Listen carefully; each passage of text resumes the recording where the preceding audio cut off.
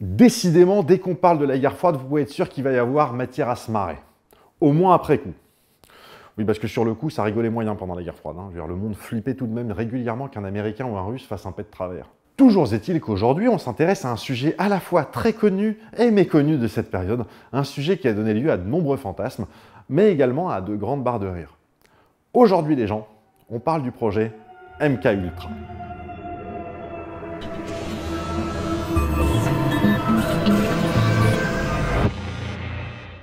Bon, tout de suite, on va immédiatement clarifier un truc. Le projet MK Ultra, j'en ai déjà brièvement parlé durant la vidéo du 1er avril 2015, et je vais sans doute redire ce que j'avais dit alors. Mais là, on va aller taper plus au fond, titre. Déjà, quand on parle d'un sujet qui a été longtemps classé top secret, il est important de préciser d'où sortent les infos qu'on avance. Alors, concernant le projet MK Ultra, comme on va le voir, une bonne partie des documents ont été détruits. Mais, et ça c'est un truc qu'il faut laisser au Congrès américain, de temps en temps, il se rappelle qu'il bosse pour le peuple, hein, voilà. En 1977, un enquêteur indépendant, et j'insiste, il s'agit bien d'un mec tout seul, demande la déclassification de tous les documents qui n'ont pas été détruits. Vous allez me dire, comment est-ce qu'un gars peut-il au calme se pointer devant le Congrès et dire « Vous savez, votre méga projet top secret pendant la guerre froide et qui n'est pas du tout fini, hein, donnez-nous les éléments, on veut savoir ». Eh bien, c'est à cause d'une loi américaine datant de 1966 intitulée Freedom of Information Act, loi d'accès à l'information. Écoutez bien cette loi, c'est grandiose. Cette loi oblige les agences fédérales, notamment ici la CIA, mais c'est également valable pour le FBI, la NSA, Homeland Security, etc. Cette loi oblige les agences fédérales à transmettre ces informations à quiconque la demande. Et quand je dis quiconque les demande, c'est indépendant de la nationalité du demandeur. Vous pouvez aller demander des documents à la CIA si vous voulez, vous avez le droit. Bon, en vrai, il y a des restrictions assez évidentes et il y a eu plein d'amendements ultérieurs, concernant notamment des trucs comme la sécurité nationale, par exemple, ou le secret défense, hein, ce genre de choses. Voilà. Mais pour MK Ultra, ça a fonctionné. On en parle après. Parce que là, j'ai un peu commencé par la fin, mais je voulais que vous sachiez que les informations dont je vais parler ne tombent pas de nulle part. Tout ça part de documents déclassifiés en 1977, il y a de ça 47 ans. Dans les années 20 aux USA, la psychologie a le vent en poupe. Notamment, ça fait quelques années qu'on déploie des tests de QI dans tout le pays. Alors, je ne sais pas dans quel ordre vous matez mes vidéos, mais j'ai une vidéo sur le QI. Peut-être qu'elle n'est pas encore sortie au moment où vous regardez ça. Mais quand elle sera dispo, allez la mater. Vous allez vraiment être surpris par ce que vous allez entendre, je pense. Et donc, on s'intéresse de plus en plus à l'esprit humain. On commence à croire qu'on est proche d'en faire le tour et que peut-être même d'être capable d'en faire à peu près ce qu'on veut. Oui, la psychologie a le vent en poupe, mais c'est également le début de la publicité à grande échelle. C'est pas par hasard si les deux trucs sont arrivés à peu près en même temps. On est à quelques années de la naissance du concept de libéralisme, plus précisément de néolibéralisme. C'est pas le sujet. Pendant la Deuxième Guerre mondiale, des tests sont effectués dans des camps de concentration nazis, et clairement, je devrais plutôt parler d'expérimentation que de tests. On pousse les cobayes humains à leurs limites à la fois physiques et psychiques, on les prive de sommeil, on les met en hypothermie, on leur file des drogues, enfin bref, on teste tout un tas de trucs avec des humains en guise de souris blanche, mais pas tout à fait que du côté nazi, soyons clairs. Du côté américain, les tests sont beaucoup plus encadrés, en tout cas pour l'instant, et on ne torture pas des prisonniers par milliers pour savoir s'ils sont solubles dans l'acide ou ce genre de choses. En 1942, l'Office des services stratégiques, OSS, l'OSS, c'est une agence gouvernementale américaine, créée en 1942 pour collecter des renseignements et effectuer des actions clandestines. Alors, on va le dire simplement, l'OSS est démantelé en 1945 et remplacé par la CIA en 1947. Voilà. Donc, quand vous entendez OSS, pensez CIA. Sauf que vous allez me dire, OSS 117, c'est pas une agence française? Alors, non. OSS 117, dans les bouquins, c'est un espion américain. Hubert Bonisseur de la Batte est un espion d'origine française, ok, mais c'est un espion américain. Voilà, comme ça, vous savez. L'OSS, c'est un truc ricain. Donc, en 1942, l'OSS cherche à mettre au point une drogue qui permettrait de modifier le comportement humain avec l'idée de faire parler des prisonniers, un genre de sérum de vérité, si vous voulez. On est en pleine guerre mondiale, et quand on chope un espion ou un type qui a des infos, il est préférable de le faire parler en modifiant son comportement de façon à ce qu'il ait envie de parler, plutôt que de le torturer. Ce qui, en plus de ne pas être cool, est globalement inefficace, parce qu'il est possible de faire dire absolument n'importe quoi à n'importe qui sous la torture.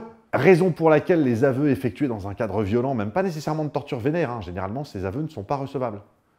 Même si ça n'a pas toujours été le cas. Bref, 1942, OSS, drogue. Ils testent un paquet de trucs. Alors, ils testent de l'alcool, de la caféine, de la mescaline. Ils testent également la scopolamine. Vous vous rappelez la scopolamine?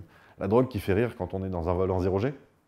Voilà. Ils finissent par s'orienter vers la marijuana, puis en font un concentré très énervé, liquide, qu'ils appellent sobrement TD, pour Truth Drug, drogue de vérité. Ils testent le produit sur leurs propres employés, ainsi que sur des soldats de l'armée américaine, ils valident l'efficacité, puis ils l'utilisent pendant les années qui suivent. Peu, hein, ils l'utilisent peu, mais ils l'utilisent.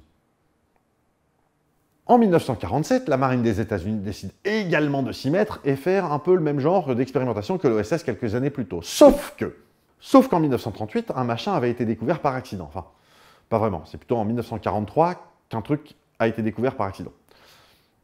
Parenthèse. En 1938, le laboratoire pharmaceutique Novartis ne s'appelle pas encore Novartis, il s'appelle encore Sandoz. Et au sein de ce laboratoire, il y a deux chimistes suisses, Arthur Stoll et Albert Hofmann, à Bâle, qui étudie les applications thérapeutiques possibles de l'ergot de seigle. L'ergot de seigle, ça fait depuis au moins le Moyen-Âge qu'on sait qu'il provoque des symptômes chelous. Bref, les chimistes produisent des dérivés de l'ergot de seigle, et un de ces dérivés, le dérivé 25, ne produit pas les effets attendus par l'équipe. Ils espéraient que ça stimulerait le système respiratoire, mais non. Donc ils le mettent de côté, puis ils passent à autre chose. Mais en 1943, le 16 avril 1943, Hofmann s'injecte par mégarde, alors j'ai aucune idée de ce que ça peut signifier de s'injecter un truc par mégarde, mais bon, il s'injecte par mégarde la substance, et sent bien qu'il se passe quand même des trucs. Mais il s'est injecté une toute petite dose. Hein, alors il décide, 3 jours plus tard, le 19 avril, d'en prendre 250 microgrammes par voie orale. Et puis il décide de rentrer chez lui pour finir la journée, donc il décide de rentrer chez lui à vélo, et effectue à vélo le premier trip sous LSD. La molécule en question, le diéthylisergamide, ou LSD-25, du nom que l'équipe lui a donné quand il s'agissait du 25e dérivé d'ergot de seigle, ou plus simplement le LSD, ben c'est un psychotrope particulièrement vénère. Et donc, lorsque la marine des États-Unis en 1947 lance le projet Chatter, projet de manipulation mentale dans le but de produire un sérum de vérité, leur molécule de base pour tester le machin, c'est le LSD. Alors précisément, l'objectif de ce projet, c'est le suivant. Obtenir des informations auprès de personnes contre leur volonté, mais sans contrainte physique. À la tête de ce projet, le docteur Charles W. Savage, qui va expérimenter, dans un premier temps sur les animaux, pour étudier de quelle manière les substances affectent ou non le comportement, puis va expérimenter sur des militaires atteints de troubles mentaux légers, comme l'anxiété ou la dépression. Mais avec une petite subtilité, c'est que les militaires en question ne sont pas au courant. Voilà. En 1951, Savage quitte le projet en rendant ses conclusions, conclusions qui disent entre autres que la prise récurrente de LSD, ça améliore pas l'état des patients, mais en plus semble avoir provoqué plusieurs cas de schizophrénie. Donc c'est pas ouf, en tout cas pour lui c'est pas ouf. Mais le projet va persister, sous la direction cette fois-ci du docteur Samuel V. Thompson. Avec la guerre de Corée, le budget du projet va augmenter de manière significative, et notamment en fin 1950, 300 000 $ sont alloués pour tester barbiturique, amphétamine et même héroïne. Et alors 300 000 $ en 1950, c'est l'équivalent actuel de près de 4 millions de $. Ces études en particulier seront menées sous la direction du docteur Richard Wendt. Et en 1952, Thompson et Wendt partent pour l'Allemagne afin de tester leurs produits et techniques d'interrogatoire sur des prisonniers soviétiques dans une ancienne base nazie rebaptisée Camp King. Ils sont accompagnés d'un agent de la CIA qui s'appelle Morse Allen. Et le projet Chatter est arrêté à la fin de la guerre de Corée en 1953. On va en parler du projet Bluebird, mais d'abord. Alors, Joseph Minzetnti, je ne suis pas sûr de la prononciation, en plus son nom de naissance c'est Pem.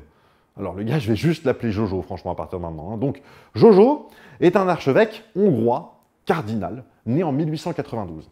Et alors, pourquoi est-ce que je parle de ce mec? Le gars a été tout au long de sa vie un opposant aux dictatures fascistes et communistes dans son pays, et elle a été emprisonnée pour sa foi chrétienne. Mais ce qui va nous intéresser en particulier, c'est le fait qu'en 1948, il est arrêté et inculpé pour trahison, conspiration, et tout un tas de trucs un peu chiants. Et à partir de là, il est torturé physiquement, psychologiquement. Alors, on lui injecte des drogues, on l'oblige à rester debout pendant 80 heures, on l'interroge sans aucune interruption pendant des jours et des nuits. Enfin bref, le mec, on le brise pour obtenir des aveux. Mais attention, le but là, c'était pas d'obtenir des informations. Le mec cachait pas des informations. Le but, c'était de le faire admettre des trucs faux. Le faire admettre qu'il a effectivement trahi, conspiré, et tout un tas de trucs donc chiants. Et il va finir par le faire, en 1949. D'abord en terminant par dire qu'il avoue sous la contrainte, ce qui va donner lieu à une nouvelle salve de torture en tout genre, puis de façon claire et nette, ensuite il acceptera de dire tout ce qu'on lui dictera.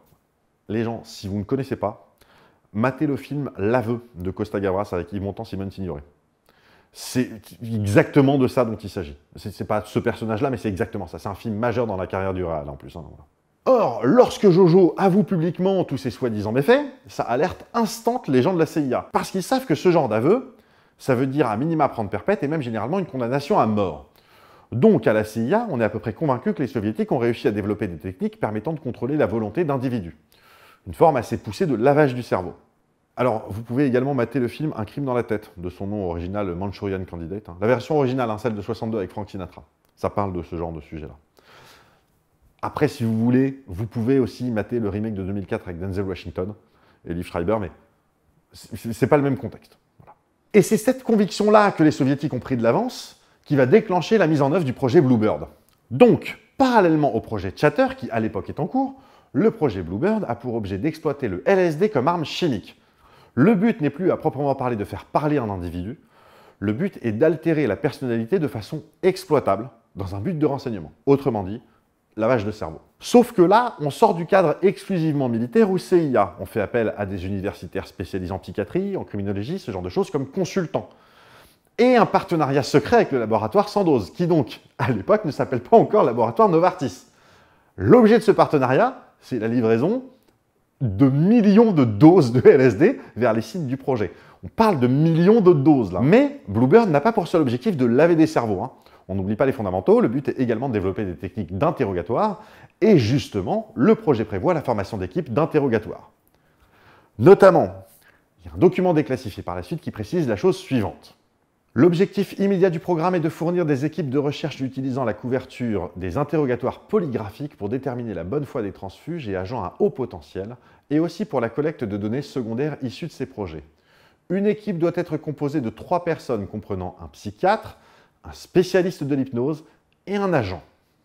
Oui, un spécialiste de l'hypnose dans l'équipe, parce que, et vous allez voir, on ne se ferme aucune porte avec ces projets. Vous allez me dire, Bruce, le sujet de la vidéo, c'est le projet MKUltra, et pour l'instant, on parle que d'autres projets, non? Pas vraiment.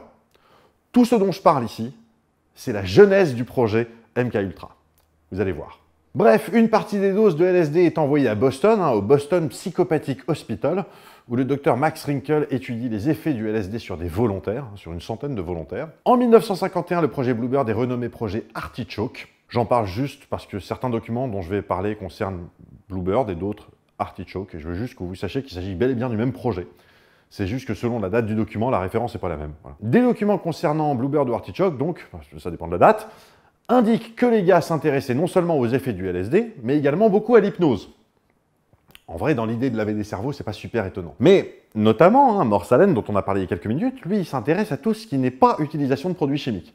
Il s'intéresse principalement à l'hypnose, aux états transitoires qui peuvent résulter d'un sommeil profond, ou qui peuvent résulter d'électrochocs. Et là, on va commencer à rigoler, façon de parler. Et le projet Bluebird va également s'installer à Camp King, en parallèle du projet Chatter. Camp King va devenir la première prison secrète de la CIA, et il est sans doute pas anodin que ça arrive dans un ancien centre d'interrogatoire de la Luftwaffe. Et histoire que le projet soit complètement cringe, tout ceci se fait sous la supervision au niveau local de Kurt Blomme, ancien responsable du programme d'armement chimique du Troisième Reich. Et donc, comme je le disais tantôt, le 20 août 1951, le projet Bluebird est renommé Artichoke. À cette époque, le patron de la CIA, c'est Allen Dulles, et retenez bien son nom parce qu'on va en parler 2 ou 3 fois pendant l'épisode. Il va mettre à la tête de la partie scientifique du projet Artichoke un chimiste, le docteur Sidney Gottlieb, et lui retenez également son nom parce que le patron du projet MKUltra, clairement c'est lui. À ce moment de l'histoire, les objectifs du projet Artichoke sont les suivants. Perfectionner l'utilisation de drogue pour obtenir des informations, ça on savait. Fournir des équipes capables d'aller interroger des sujets sensibles sur le terrain, ça aussi on savait. En coordination avec le TSS, alors le TSS c'est la division chimie des services techniques de la CIA, donc en coordination avec le TSS, organiser la recherche et la mise au point de techniques permettant de contrôler des individus volontaires ou non. Bon là c'est un peu nouveau mais en vrai on s'en doutait pas mal quand même. Et enfin explorer les moyens par l'endoctrinement et la formation d'empêcher l'ennemi de prendre le contrôle des activités et des capacités mentales des membres du personnel de l'agence. Petit rappel parce que c'est pas nécessairement évident pour tout le monde. Qu'est-ce que la CIA ? Central Intelligence Agency, ou Agence centrale du renseignement. Je rappelle que le mot intelligence aux États-Unis, en anglais, ça veut dire renseignement. C'est d'ailleurs pas étonnant qu'ils considèrent que les IA sont intelligentes à ce compte-là, même si c'est pas du tout le sujet. Voilà. Bref, un truc à savoir sur la CIA, s'il y a juste un truc à savoir, c'est celui-là, elle n'opère pas sur le sol américain. C'est interdit, verboten, voilà. C'est le FBI qui opère sur le sol américain. Un peu comme la police et l'armée, si vous voulez. L'armée opère à l'étranger, la police opère sur le territoire. La CIA, c'est pareil, ils font dans le renseignement, avec des espions, des opérations secrètes, des caisses noires, tout ce que vous voulez, mais à l'étranger. C'est la raison pour laquelle leurs interrogatoires se passent en Allemagne, par exemple. Voilà, donc ça, c'est la théorie. Bon, entre 1951 et 1953, on développe pas mal les techniques notamment liées à l'hypnose, mais pas que. On teste aussi plein de drogues, et on se dit que pourquoi pas tenter également des joyeusetés type lobotomie ou électrochoc pour obtenir des informations. Nous sommes maintenant convaincus que nous pouvons maintenir un sujet dans un état contrôlé pendant une période beaucoup plus longue que celle que nous avions auparavant cru possible. De plus, nous pensons qu'en utilisant certains produits chimiques ou combinaisons, nous pouvons, dans un très grand nombre de cas, produire des informations pertinentes. Bon bah on débloque du budget, 100 000 $, pour développer l'aspect neurochirurgie. Et en 1952, 4 équipes au moins sont déployées dans 4 centres différents, en Allemagne bien sûr, mais également en France, au Japon et en Corée du Sud. Par ailleurs, des agents sont envoyés un peu partout dans le monde dans le but de trouver des plantes intéressantes. Faut imaginer, début des années 50, des agents de la CIA en train de crapahuter à travers le monde à la recherche de champignons hallucinogènes, à se renseigner auprès de la population locale en demandant « est-ce que c'est de la bonne ?» Et notamment, il y a un banquier new-yorkais, pas du tout agent de la CIA, qui avait étudié... Vous savez quoi? Petite parenthèse, parce que là, je me rends bien compte qu'un banquier là-dedans, ça a l'air totalement random. Robert Gordon Wasson est donc banquier new-yorkais, voilà, mais pas seulement.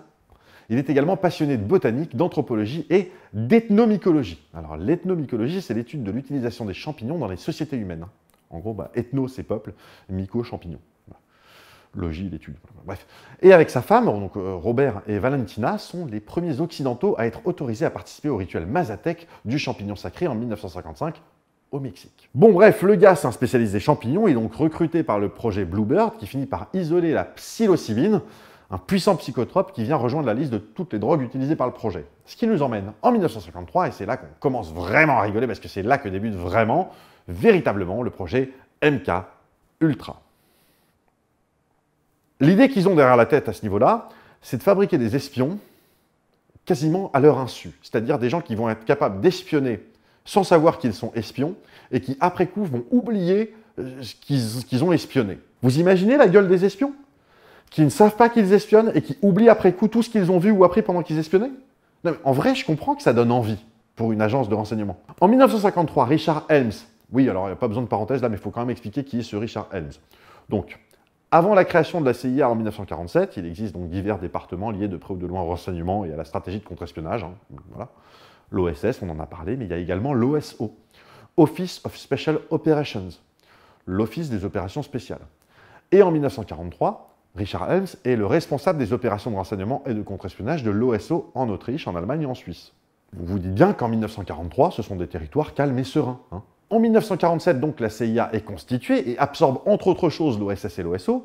Et après le désastre du débarquement de la baie des Cochons en 61, Helms devient le directeur de l'OSO, département de la CIA donc. Tout ça pour dire qu'entre 1943 et 1961, Richard Helms est un des dirigeants naturels du renseignement et du contre-espionnage aux États-Unis. Et donc, en 1953, Helms propose l'utilisation secrète de matériaux biologiques et chimiques dans le cadre des opérations de la CIA. Donc, à cette époque, les projets Chatter et Artichoke sont toujours en cours par ailleurs.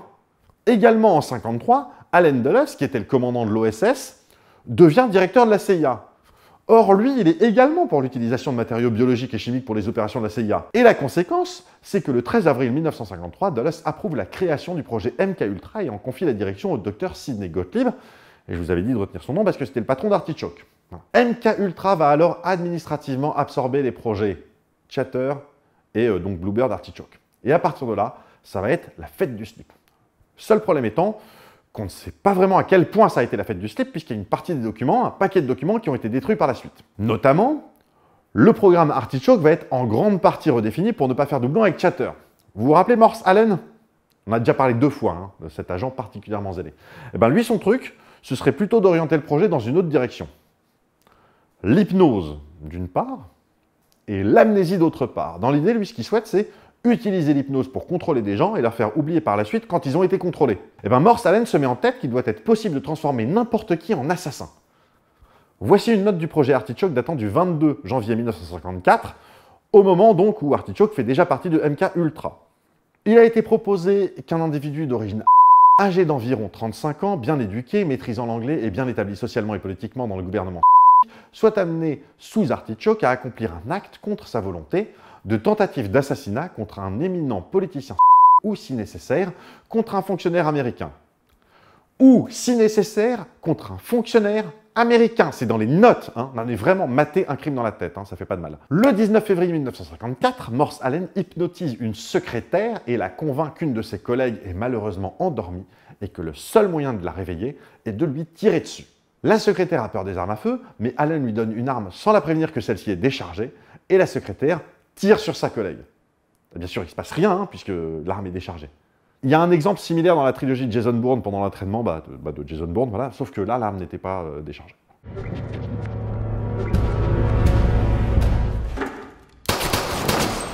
Mais Morse Allen va devoir conclure, au sujet de ce projet en particulier, qu'il existe deux problèmes majeurs. Le premier est qu'il est impossible a priori de convaincre l'assassin de mettre fin à ses propres jours dans la foulée. Putain, mais gros projet de merde, quoi. Et le deuxième est que la personnalité de la personne hypnotisée peut faire énormément varier les résultats de l'opération, avec un risque que cette personne puisse être capturée et révéler des informations. En bref, si on n'est pas sûr que la personne hypnotisée meure, eh ben ça marche pas. Donc en gros, MK Ultra, ça va être quoi? Ça va être deux pôles de recherche assez distincts, voire même trois, ça dépend à quel point on considère que tout le bordel Artichoke est un seul champ d'études ou pas. L'autre pôle qui émane bien sûr de Chatter, mais également d'Artichoke avant 53, donc de Bluebird, hein, c'est tout ce qui concerne l'utilisation de drogues en tout genre. Voilà. On va étudier des substances qui provoquent des amnésies, des paralysies, des hallucinations, de la confusion, etc. Voilà. Toute la partie drogue, là, c'est le volet classique, traditionnel, élégant de MK Ultra. Voilà, c'est un peu la branche élégante et pas trop chelou. Mais cette branche va tout de même donner lieu à un paquet d'expériences plus merdiques les unes que les autres, hein. Et un excellent exemple, c'est l'opération Midnight Climax, qu'on pourrait littéralement traduire par orgasme de minuit, et clairement, vous allez voir, c'est le nom d'opération le mieux choisi jusqu'à maintenant, surtout si on le compare à des trucs comme Oiseau Bleu ou Artichaut. Cette opération dura de 1953 à 1965, et elle était répartie entre New York et San Francisco, donc bien sur le territoire américain, ce qui est contraire à tous les principes de la CIA, sauf que la CIA, pour cette opération, bossait conjointement avec le Federal Bureau of Narcotics. Donc alors techniquement, ça passe, voilà. Donc cette opération, qui donc fait partie du projet MK Ultra, a aménagé des maisons closes et recruté des prostituées dans le but d'affiner certaines techniques opérationnelles et notamment expérimenter pour valider certaines théories à plus grande échelle. On note un truc, alors pas grand-chose, hein, voilà. Gottlieb, donc pour cette opération, fait donc appel au FBN, le Federal Bureau of Narcotics. Mais pourquoi donc? Parce qu'on y trouve un officier qui s'appelle George H. White, qui se trouve avoir été auparavant lieutenant-colonel de l'OSS, qu'il avait déjà bossé sur un sérum de vérité. Dans un premier temps, pas de prostituées, vous allez voir, hein, à New York, White utilise de l'argent de la CIA pour acheter 2 appartements mitoyens à Manhattan, précisément au 81 Bedford Street, mais on s'en fout. Dans un des 2 appartements, micro et caméras sont installés et planqués, et entre les 2 appartements, un miroir sans teint. Donc il y a toute l'équipe qui est dans l'autre appartement, hein, vous l'avez compris, et puis ils observent ce qui se passe dans l'appartement. Voilà. Puis White trouve un prétexte pour faire monter dans l'appartement des gens random trouvés dans la rue. Je répète, des civils random trouvés dans la rue. Ensuite, il les drogue à leur insu, puis va dans l'autre appartement pour étudier le comportement de ces sujets. Voilà. Donc il y en a qui vont finir à l'hôpital, hein, mais personne ne portera plainte. Et puis il y a Frank Olson. On va en parler ensuite de Frank Olson, mais disons simplement qu'à cause du décès de ce gars-là, Frank Olson, l'opération est suspendue pendant 1 an. Puis elle est déménagée à San Francisco. Alors gardez Frank Olson dans un coin de votre tête, hein, j'en parle juste après. Lorsque le projet reprend à San Francisco en 1955, le scope de l'étude s'est élargi. Il ne s'agit plus uniquement d'étudier le comportement des gens qui prennent du LSD, parce que globalement on leur refilait du LSD, mais également d'étudier les mœurs et les pratiques sexuelles. Le duplex qui va être acheté à San Francisco va être transformé en maison close, en bordel. Les prostituées qui y travaillent seront recrutées par la CIA. Et là, l'idée est simple, même si elle est double. D'abord, étudier le comportement et les pratiques sexuelles des hommes. Donc, caméra, micro, miroir sans teint, tout y passe. Hein. Et par ailleurs, étudier, pareil, mais quand on refile en plus aux mecs à leur insu du LSD. Sans pour autant que la police de San Francisco soit au courant de l'opération, White s'assure que les prostituées ne seront jamais emmerdées par les forces de l'ordre. Et globalement, l'opération est un succès, si bien que Gottlieb décide de l'étendre un peu. Voilà. En gros, il demande à des agents de faire un peu la même chose, mais dans des endroits publics, genre des bars, des plages, de trouver des cibles, voilà, leur filer du LSD et étudier leur comportement. En 1959, des agents testent même un appareil permettant de pulvériser du LSD en aérosol. Je ne sais pas si vous imaginez le merdier. Mais bon, le problème, c'est que suivre des gens qui ont été drogués de cette manière, c'est au mieux aléatoire et au pire impossible, sachant qu'en plus, évidemment, il y a un paquet de ces sujets qui vont finir à l'hôpital. Notez que j'ai trouvé aucune trace quelque part d'un problème de type En plus, ils risquaient de prendre leur bagnole et de provoquer des accidents. Ça n'avait pas l'air d'être un problème. Non, ça, on s'en fout. En 1963, l'inspecteur général de la CIA, John Ehrman, découvre l'existence de cette opération et en recommande l'arrêt, considérant ces expérimentations comme de mauvais goût et contraire à l'éthique. Oui. Bon, après, avec le paquet de civils qui se retrouvaient à l'hosto sous LSD sans jamais en avoir pris consciemment ou volontairement de leur vie, on commençait aussi à se dire à l'agence que ça risquait de finir par se voir. Et donc, fin de l'opération Orgasme de minuit. Maintenant, j'ai dit qu'entre 1953 et 1955, l'opération avait été interrompue à cause du décès d'un gars, Frank Olson. Alors, qu'est-ce qui a bien pu arriver de si grave à Frank Olson pour provoquer l'arrêt des opérations, mais dans le même temps de pas si grave que ça pour que ça puisse reprendre un an plus tard? Laissez-moi vous conter l'histoire du projet MK Naomi. Bon, déjà, on va adresser un truc. Oui, il y a plusieurs projets qui se sont appelés MK quelque chose. Et le MK en question, ça signifiait Mind Control, mais avec un K pour avoir le son que, parce que sinon ça aurait fait MC. Et il y en a eu d'autres, notamment MK Check It, MK Search et MK Often, mais on ne va pas s'attarder dessus. Globalement, c'était des programmes pour trouver des substances, rien de bien nouveau, avec à chaque fois des petites spécificités, mais rien de vraiment notable. Bon, ok, je précise, voilà. Donc MK Check It, le but c'était de trouver de nouvelles drogues en Europe et en Asie, et de s'en procurer. Tandis que MK Often, le but c'était de tester ces drogues sur des animaux. Et sur des prisonniers civils à Philadelphie. Quant à MK Search, c'est tout simplement le nouveau nom de MK Ultra après 1963, voilà, vous savez tout. Et donc, pour l'instant, il y a eu MK Naomi. Alors, qu'est-ce que ce MK Naomi? C'est un programme secret du Bureau des services techniques de la CIA et de la division des opérations spéciales du corps chimique de l'armée américaine. Ok? Programme secret, CIA, chimie, armée. Vous êtes en confiance? Moi non plus. Comme on l'a déjà vu dans le cadre du programme Bluebird, la CIA travaille conjointement avec l'armée. Cette collaboration est entérinée par un accord en 1952, donnant naissance au programme MK Naomi. Lors de la création du programme MK Ultra, MK Naomi se retrouvera automatiquement dedans, comme tout le monde. MK Ultra, c'était vraiment le chapeau de tous ces trucs-là. L'objet de ce projet est le suivant. Fournir une base de soutien secrète pour les opérations clandestines. Bon, ça, ok, classique. Stocker des matériaux incapacitants et ou létaux pour les dites opérations. Moins classique, mais on ne va pas non plus tomber de sa chaise pour ça. Maintenir les équipements spéciaux pour la dissémination de matériaux biologiques et chimiques. Alors là, ça pue mais genre comme il faut. Et enfin, assurer la surveillance des matériaux, suivre leur évolution, leur amélioration et évaluer leur efficacité. Oui, bon, ça c'est logique. Voilà. Donc là, on est tranquillement en train de parler d'armes chimiques dont le but est d'incapaciter, de tuer ou de contrôler des gens qui se les prennent dans la gueule. C'est ça le projet MK Naomi. Exemple marrant, vous allez voir.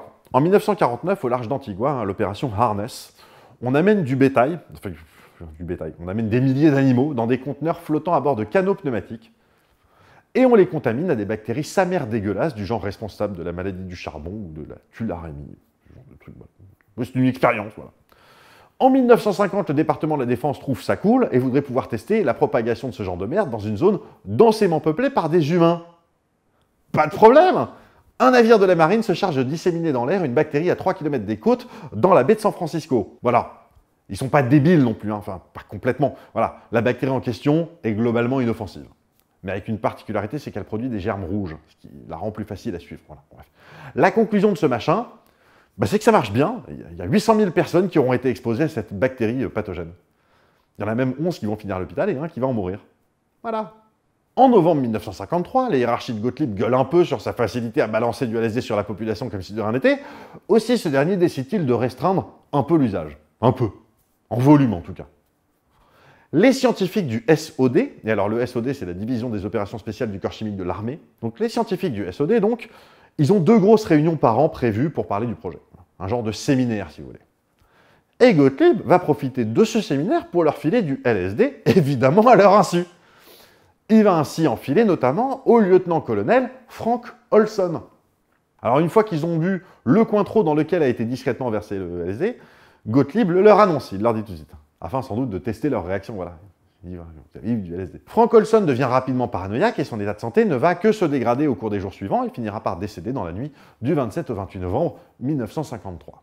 On parle quand même d'un gars qui avait fait le tour de tous les sites du projet Artichoke et avait assisté à de nombreux interrogatoires. Et c'est son décès qui va faire qu'on va couper l'opération Midnight Climax, fin 1953, pour la rouvrir en 1955, parce qu'en vrai c'est marrant et c'est dommage, de toute façon l'autre il est mort, ça va pas le ramener à la vie, non? Voilà. Pont-Saint-Esprit est une commune française située dans le nord-est du département du Gard, en région Occitanie. Au carrefour entre tradition et moderne, non je déconne. Bon, en août 1951, à Pont-Saint-Esprit, il s'est passé un truc chelou. Pendant plusieurs jours, il y a une partie de la population qui est sujette à des hallucinations, à des comportements violents. Je suis resté exactement 21 jours sans dormir. Terrible, terrible, terrible, oui, surtout les hallucinations. Enfin, c'est un truc qui va se finir avec au moins 5 morts et 25 personnes qui vont finir par passer un mois en hôpital psychiatrique. À l'époque, le corps médical, qui reconnaît un paquet de symptômes, pense que c'est plus ou moins la faute du boulanger, que son pain a été contaminé par de l'ergot de seigle. Vous vous rappelez, on en a parlé, hein. Ergot de seigle, c'est la base du LSD. Vous la sentez venir la douille ou pas? Eh bien, figurez-vous que fin des années 2000, le journaliste Hank Albarelli Jr. enquête sur la mort de Frank Olson et au cours de son enquête tombe sur des documents déclassifiés faisant état de contamination volontaire de l'air au LSD, ce qui n'a pas fonctionné, voilà. Contamination dans l'air, ça n'a pas fonctionné, mais également de contamination de produits alimentaires locaux. Et une note confidentielle émise par la Maison-Blanche mentionne l'incident de Pont-Saint-Esprit. Albarelli découvrira également que Olson et d'autres membres du SOD étaient en France à cette période. Voilà, donc au moins, c'est pas le territoire US, donc la CIA peut opérer pépère. Ah, et puis juste, oui, je vous ai dit qu'Olson était décédé dans la nuit du 27 au 28 novembre 1953 parce que son état de santé se détériorait. Et c'est vrai, hein. Sauf que dit comme ça, on pourrait penser qu'il a fini par faire un arrêt cardiaque. Peut-être que ses organes ont cessé de fonctionner les uns après les autres, enfin, ce genre de choses, vous voyez. Non. Il est passé au travers de sa fenêtre du 10e étage. Et notez que j'ai bien dit au travers de sa fenêtre. Lorsque la commission Rockefeller, on va en parler par la suite de la commission Rockefeller, lorsque la commission Rockefeller révèle en 1975 des circonstances notamment du décès d'Olson, eh ben, sa veuve et ses enfants décident d'intenter un procès à la CIA. Mais étant donné que le risque, c'est que la CIA se retrouve obligée de déclassifier un paquet de documents supplémentaires, un accord est trouvé. Le président présente personnellement ses excuses au nom du gouvernement et la famille reçoit 750 000 $ en dédommagement. Bien sûr, en échange de cette somme, la garantie qu'il n'y aura aucun recours en justice sur le sujet par la suite. Sauf que Eric Olson, le fils aîné de Frank, est persuadé que son père a été assassiné et obtient qu'on exhume son père en 1994 pour une nouvelle autopsie. Celle-ci révélera des fractures du crâne antérieures à la chute. Mais à cause de l'accord conclu dont je viens de parler, eh ben, Eric ne pourra pas poursuivre en justice ni le gouvernement, ni la CIA, ni l'armée, ni rien. Voilà. Ce qui fait qu'on reste un peu sur notre faim au sujet de ce décès-ci. Bon, en gros, vous avez compris, MKUltra, l'idée c'était de tester l'utilisation de drogue en tout genre sur des sujets plus ou moins volontaires pour voir dans quelle mesure il était possible de les plier à la volonté, de les faire parler, de leur faire faire des trucs, etc. Et ils ont testé dans tous les sens. Hein. Un truc qu'ils ont testé, par exemple, c'est filer des barbituriques à un sujet, puis dès qu'il commence à s'endormir, lui filer des amphétamines. Et recommencer. Ce genre de truc. Et fait étonnant, alors même si en vrai à ce stade c'est pas si étonnant que ça, lorsqu'un sujet était volontaire, en général, il testait plus loin les limites. Il y a un gars comme ça qui était volontaire à qui ils ont refilé du LSD pendant 77 jours d'affilée. En 1962, ils finissent par renoncer progressivement à l'utilisation du LSD parce que les résultats sont vraiment trop imprévisibles. Ils n'ont pas abandonné, hein. Le LSD est resté longtemps dans l'arsenal chimique pour faire craquer quelqu'un. Hein. Mais on avait admis que c'était pas la molécule qui ouvrait les portes des secrets de l'univers finalement. On a préféré le remplacer avec un machin appelé BZ, qu'on prononce Buzz, qui est un nom bien plus agréable à prononcer que benzylate de 3-kinuclédényl. C'est moche comme nom, voilà. Donc le Buzz est un composé inodore, indolore, avec des symptômes qui apparaissent des heures après le contact, ce qui est toujours bien quand on veut être discret. Le Buzz, c'est un composé très résistant qui peut rester des semaines dans l'eau ou dans le sol, soluble dans tout un paquet de solvants et notamment dans l'eau.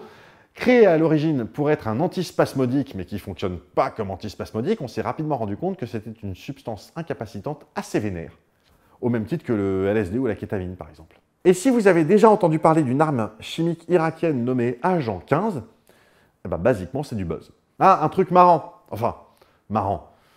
Enfin, vous allez voir, voilà. C'est le sous-projet 119. Alors, oui, tous les projets MKUltra n'avaient pas le droit à un nom de code en particulier. Ils avaient tous un numéro de sous-projet, numéroté à partir de 1. Voilà.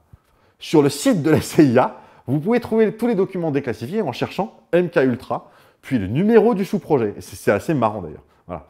C'est ce qu'on appelle les documents CREST. Hein. Le système CREST est le catalogue de tous les documents secrets qui sont déclassifiés après 25 ans. Sous réserve, évidemment, d'un traitement manuel pour ne pas mettre en danger la sécurité nationale, par exemple, raison pour laquelle nombre de ces documents sont quand même largement caviardés. Et donc, je disais, un cas marrant, c'est le cas du sous-projet 119. À l'époque de ce projet, soit au tout début des années 60, on s'intéresse beaucoup à ce que les électroniciens peuvent faire en matière de traitement de signal à distance, notamment avec les missiles. Et on se dit, mais le cerveau, en vrai, au fond, c'est des signaux électriques, non ? Est-ce qu'on ne pourrait pas téléguider des gens à distance avec des signaux électriques? Alors, le projet n'a pas duré franchement longtemps et n'est pas allé très loin. Notamment, je n'ai pas trouvé de traces d'expérimentation sur les humains. Mais, des expériences faites sur 6 chiens, certains avec des électrodes plantées directement dans le cerveau et d'autres juste avec un casque attaché à la tête, des expériences ont montré qu'il était possible de les faire courir, d'aller à droite, à gauche, à distance, avec des signaux électriques. En d'autres termes, de les téléguider. Dans les années qui suivent, l'Amérique va profondément changer. L'assassinat de John Fitzgerald Kennedy, de Martin Luther King, de Malcolm X, de Robert Kennedy, le frère de JFK, le Vietnam, les papiers du Pentagone, le Watergate, etc. Voilà, la population va entrer dans une vraie méfiance vis-à-vis du gouvernement, des histoires de conspiration apparaissent, bref, le monde n'est plus tout à fait le même et au vu du peu de résultats tangibles apportés par le projet MKUltra, son budget va progressivement baisser à partir de 1963, lorsque le projet est renommé MKSearch, et celui-ci va être officiellement fermé le 10 juillet 1972. Pour vous donner une idée, Howard Hunt et Gordon Liddy, qui sont deux des cambrioleurs plombiers du Watergate, ils ont été équipés en matériel par la division des services techniques, le TSS, qui est simplement la branche de la CIA dont dépend MKUltra. Voilà donc, la CIA à ce moment de l'histoire, ça pue très fort. Mais lorsque Nixon est élu pour la deuxième fois en 1973, un an avant sa démission en gros, il vire Richard Helms de la CIA, et ce dernier, avant de partir, ordonne la destruction des archives du projet MKUltra. Le gars quitte ses fonctions le 1er février 1973 et Gottlieb se rend aux archives pour tout détruire le 30 janvier, et les archives restant au TSS le lendemain 31 janvier. Est-ce que vous voyez le niveau d'urgence du truc? Le bilan, c'est qu'avec ce qui reste de documents disponibles, il est difficile d'avoir une idée précise de l'étendue de tous les projets MKUltra. Fin 1974, en décembre, le journaliste d'investigation Seymour Hersh expose les activités clandestines de la CIA, notamment sur le territoire américain.